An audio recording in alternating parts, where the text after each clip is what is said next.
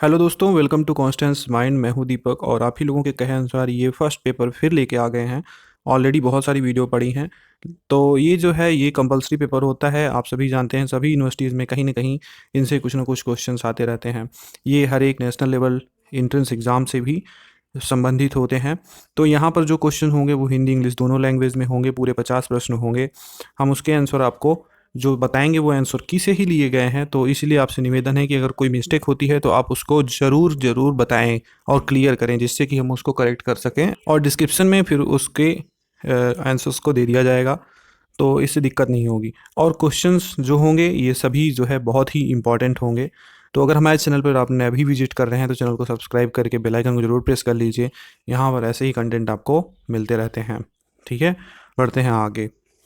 पहला क्वेश्चन दोस्तों है, एक शिक्षक सफल हो सकता है यदि वो विद्यार्थियों को अच्छे नागरिक बनाने में मदद करता है, विद्यार्थियों को विषय का ज्ञान देता है, विद्यार्थियों को परीक्षा उत्तीर्ण करने की तैयारी करवाता है, या विषय को व्यवस्थित रूप से प्रस्तुत करता है। तो कौन सा ऑप्शन आपका सही होगा? ये ऑप्शन आपका डी सही होगा, विषय को व्यवस्थित रूप से प्रस्तुत करता है। ठीक है। दूसरा क्वेश्चन है, एक जीवंत कक्ष में यह संभावना है कि मतलब in a vibrant classroom situation there is likely to be, समय समय पर हंसी के ठहाके गूंजे, पूर्ण शांति हो, विद्यार्थी और शिक्षक के बीच बराबर संवाद हो, विद्यार्थियों के बीच हो हल्ले में विमर्श हो। तो यहाँ पर आपका कौन सा ऑप्शन सही होगा? दी सी ऑप्शन, विद्यार्थियों और शिक्षक के बीच बराबर संवाद हो। तीसरा क्वेश्चन है, शिक्षक शैक्षणिक यंत्रों का उपयोग क्यों करते हैं? अधिगम को रुचिपूर्ण बनाने के लिए, विद्यार्थियों की समझ के स्तर के अंतर समझने समझाने के लिए, विद्यार्थियों का ध्यान आकर्षित करने के लिए, विद्यार्थियों को चौकन्ना करने के लिए। तो यहाँ पर ऑप्शन आपका ए सही होगा, अधिगम को रुचिपूर्ण बनाने के लिए। चौथा क्वेश्चन आपका कौन सा है सही? तो स्वामी विवेकानंद के अनुसार एक शिक्षक की सफलता निर्भर करती है। यहाँ पर ऑप्शन आपका सही होगा सी, कार्य और कर्तव्यों पर उसकी एकाग्रता और ईश्वर के प्रति निष्ठा की भावना पर। ठीक है, तो सी ऑप्शन यहाँ पर आपका सही है। पांचवा क्वेश्चन है, शैक्षणिक संस्थाओं में सबसे प्रभावी साधन है। तो शैक्षणिक संस्थाओं में सबसे प्रभावी साधन क्या है? यहाँ पर श्रव्य दृश्य साधन मतलब ऑडियो विजुअल मीन्स जो होगा, यही जो है सबसे प्रभावी साधन होता है। सी ऑप्शन, सी ऑप्शन यहाँ पर आपका सही होगा। ठीक है। छठवां क्वेश्चन है, शोध की प्रक्रिया में परिकल्पना के निर्माण के बाद आता है। छठवां का डी ऑप्शन सही होगा, आंकड़ों का संग्रह, कलेक्शन ऑफ डाटा जो है ये ऑप्शन आपका सही होगा। ठीक है। सातवां क्वेश्चन है, पूर्ण व्यापी शोध का अभिप्राय है x post facto research implies. तो यहाँ पर ऑप्शन आपका कौन सही होगा? यहाँ पर ए ऑप्शन सही होगा, शोध घटना के बाद हो। ठीक है, research is carried out after the incident. आठवां क्वेश्चन में सूची 1 को सूची 2 के साथ मिलाना है। तो ए है यहाँ पर संरचित साक्षात्कार, इसका होगा चौथे से मिलाना है। यहाँ पर पूर्व निश्चित प्रश्न होता है। ठीक है, ए का चौथा होगा और बी का असंरचित जो साक्षात्कार है इसका पहला होगा। अधिक लोचपूर्ण जो ए है इसको आपको चौथे से मिला देना है और बी को पहले से, और सी जो है केंद्रीय साक्षात्कार, इसको दूसरे से मिलाना है। उत्तर दिए जाने वाले प्रश्न पर ध्यान, और जो डी है नैदानिक साक्षात्कार, इसको तीसरे से मिलाना है। ठीक है, तो ये आपका हो जाएगा व्यक्तिगत जीवन के अनुभव। वी पांचवा है अनिर्देशित, तो ये किसी में नहीं मिला है। ठीक है, तो यहाँ पर जो ऑप्शन सही हो रहा है वो आपका ए वाला सही हो रहा है। ठीक है, अब आता है नवां क्वेश्चन, पुस्तकें और अभिलेख आंकड़ों के प्राथमिक स्रोत हैं। नवां क्वेश्चन का जो ऑप्शन है वो बी सही है, ऐतिहासिक शोध से, हिस्टोरिकल रिसर्च से। ठीक है। 10वां क्वेश्चन है, आंकड़ों के विश्लेषण और उनकी व्याख्या की अधिकतम स्वीकार्यता सुनिश्चित करने के लिए सहायता लेनी चाहिए। तो किसकी सहायता लेनी चाहिए? यहाँ पर आरेख और चित्र की, ग्राफ्स एंड डायग्राम की सहायता लेनी चाहिए। अब निम्नलिखित अवतरण को पढ़कर प्रश्न 11-15 के उत्तर दीजिए, 11 से 15 तक के। तो यहाँ पर संविधान के शुभारंभ के तुरंत बाद ये जो है इसको पूरा आप ध्यान से पढ़ लीजिए। ठीक है, ये पूरा ग्राफ है और इस ग्राफ से आपको उत्तर देने हैं। तो आप स्क्रीनशॉट लेके चाहे पढ़ सकते हैं। ठीक है, ये आप इंग्लिश और हिंदी दोनों में पढ़ सकते हैं। आप स्क्रीनशॉट ले लीजिए और पढ़ लीजिए। अब हम क्वेश्चन इस पे करेंगे। 11वां क्वेश्चन है, इस अवतरण का मुख्य आग्रह किस विषय पर है? इस अवतरण का मुख्य आग्रह भारत में चुनावों की विश्वसनीयता पर है। सी ऑप्शन यहाँ पर सही है। ठीक है। और 12वां क्वेश्चन है, भारत में निर्वाचन व्यवस्था की सफलता के बारे में किन समूहों को आशंका थी? तो भारतीय अभिजन के कुछ अंश और अंतरराष्ट्रीय पर्यवेक्षक, sections of Indian elites and international observers की जो थी वो आशंका थी। 13वां क्वेश्चन है, भारत में चुनावी राजनीति के आधार पर क्या है? तो यहाँ पर चुनावी राजनीति के आधार पर सार्वभौमिक वयस्क मताधिकार और खुली प्रतिस्पर्धा है। Universal adult franchise and open competition है। ठीक है। 14वां क्वेश्चन है, निम्नलिखित में से कौन सी भारत में चुनावी प्रतिस्पर्धा की विशेषता है? तो यहाँ पर ये चुनावों की नियमितता, ठीक है, विशेषता ये है रेगुलरिटीज ऑफ इलेक्शंस। 15वां क्वेश्चन है, चुनावी प्रतिस्पर्धा को एक जुआ क्यों कहा जाता है? ये इसलिए कहा जाता है क्योंकि इसमें खुली और स्वतंत्र राजनीतिक प्रतिस्पर्धा के बारे में अनभिज्ञता होती है। ठीक है, ये ऑप्शन आपका सही होगा। 16वां क्वेश्चन है, DKM, FJP, HIS, JHV, तो अगला कूट क्या होगा? तो यहाँ पर जो अगला कूट होगा वो LGY होगा। ऑप्शन यहाँ पर आपका डी सही है। उसके बाद आता है 17वां क्वेश्चन, समाचार पत्र, छापा खाना और कपड़ा जो है वो किससे, जिस प्रकार से समाचार पत्र छापा खाना से संबंधित है तो कपड़ा किससे संबंधित होगा इसी प्रकार? तो कपड़ा संबंधित होगा किससे? कारखाने से। ठीक है। अब आता है 18वां क्वेश्चन, रक्त का संबंध सिरा से वो ही है जो तेल का संबंध है। रक्त का संबंध सिरा से वो ही है जो तेल का संबंध है। तो यहाँ पर ऑप्शन आपका सही होगा बी, जो तेल का संबंध पाइपलाइन से है। ठीक है, क्योंकि रक्त सिराओं में जैसे बहती हैं वैसे तेल कहाँ बहता है? पाइपलाइन में। 19वां क्वेश्चन है, एक व्यक्ति पूर्व की दिशा की ओर 30 किलोमीटर चलता है, फिर दाहिने हाथ घूमकर वो 30 किलोमीटर फिर चलता है, फिर बाएं घूमकर वो 20 किलोमीटर चलता है, वापस बाएं घूमकर वो 30 किलोमीटर चलता है। वो अपने प्रारंभिक बिंदु से कितनी दूरी पर है? तो ये अपनी प्रारंभिक बिंदु से जो है वो 50 किलोमीटर की दूरी पे है। ठीक है, ये आप सॉल्व कर पाएंगे। 20वां क्वेश्चन है, ए 300 दिन बी से बड़ा है और सी 50 सप्ताह ए से बड़ा है। अगर सी का जन्म मंगलवार को हुआ था तो बी का जन्म कब हुआ था? तो 20वां का जो है वो आपका ऑप्शन ए सही होगा, बी का जन्म बुधवार को हुआ था। भारत में टीवी कार्यक्रमों के प्रसारण के लिए कौन सी व्यवस्था का अनुसरण किया जाता है? भारत में टीवी कार्यक्रमों के प्रसारण के लिए जो व्यवस्था है वो क्या है? वो पैल है, PAL। ठीक है, ये आपका ऑप्शन बी वाला सही होगा।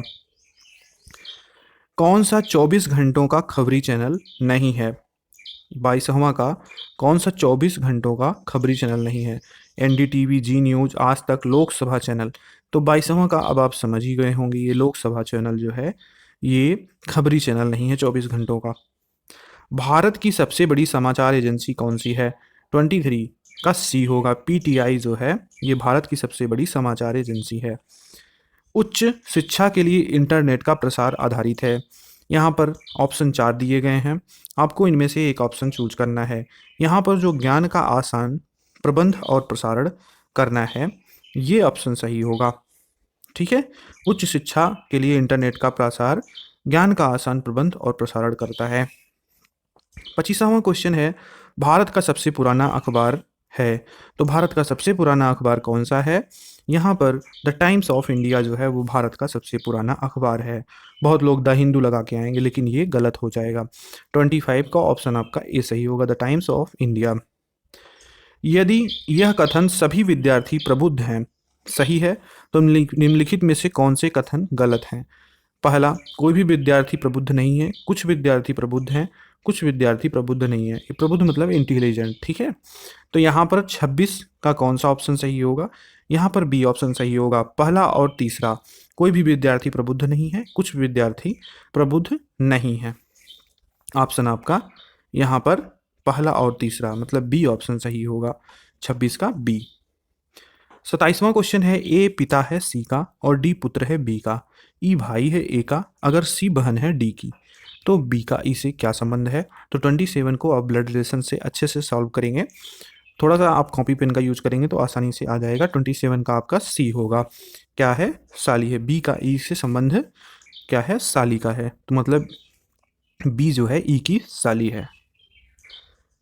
28वां है, कथन, मंत्रिमंडल ने बिल पारित कर दिया। दूसरा कथन है, वो मंत्रिमंडल का सदस्य है, तो इस पर निष्कर्ष दिए हुए हैं। उसने बिल पारित किया, बिल उसके द्वारा पारित किया गया, मंत्रिमंडल के सदस्य के द्वारा बिल पारित किए जा सकते हैं, कोई मंत्री बिल पारित नहीं कर सकता। यहाँ पर कौन सा ऑप्शन आपका सही होगा, ये आपको देखना है। 28वें का यहाँ पर ऑप्शन सी सही होगा। ठीक है, केवल 3 सही है, मंत्रिमंडल के सदस्य के द्वारा बिल पारित किए जा सकते हैं।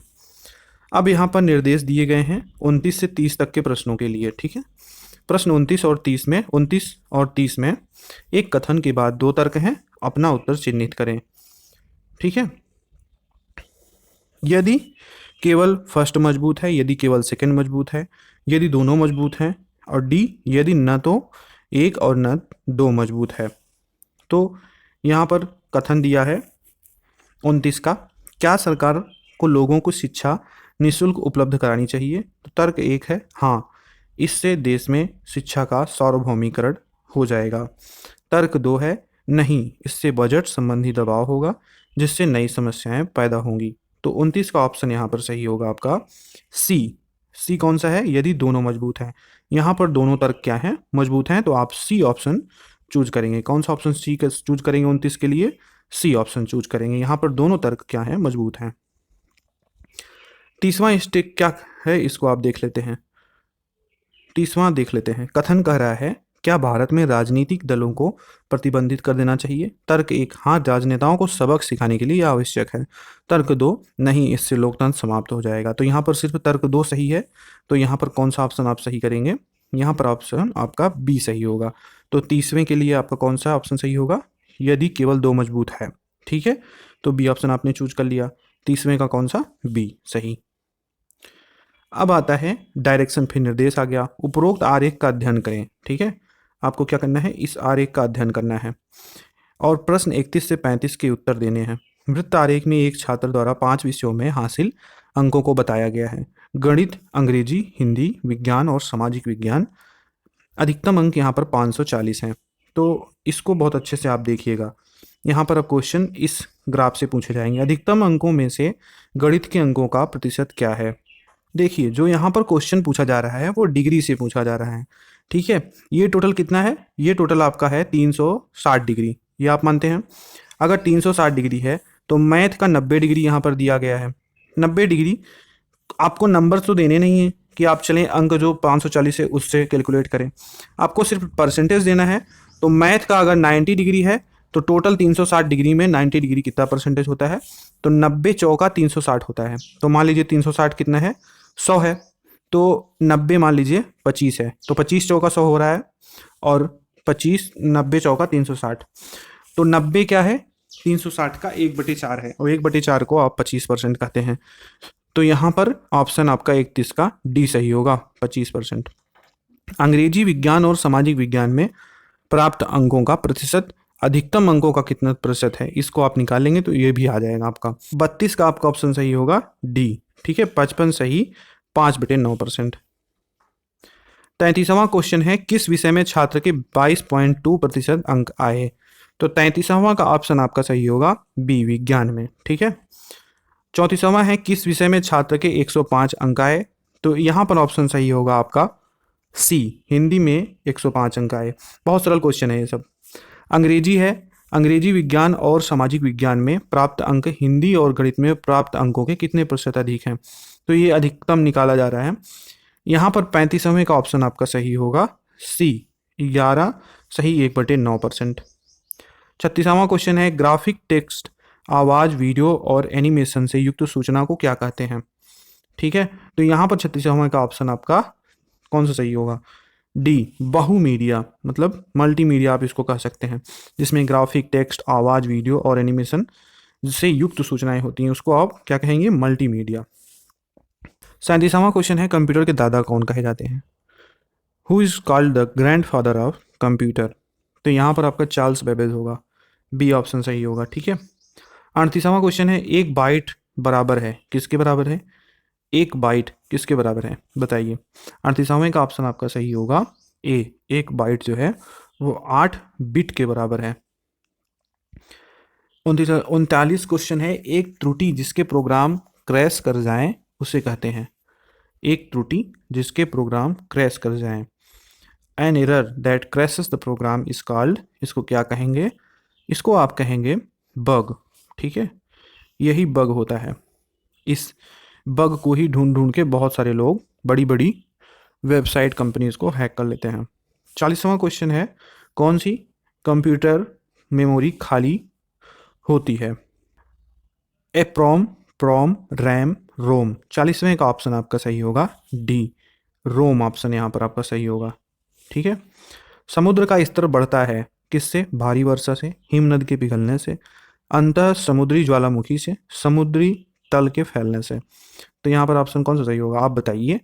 41वें का यहाँ पर बी ऑप्शन सही होना है, हिमनद के पिघलने से, ना कि बारिश से।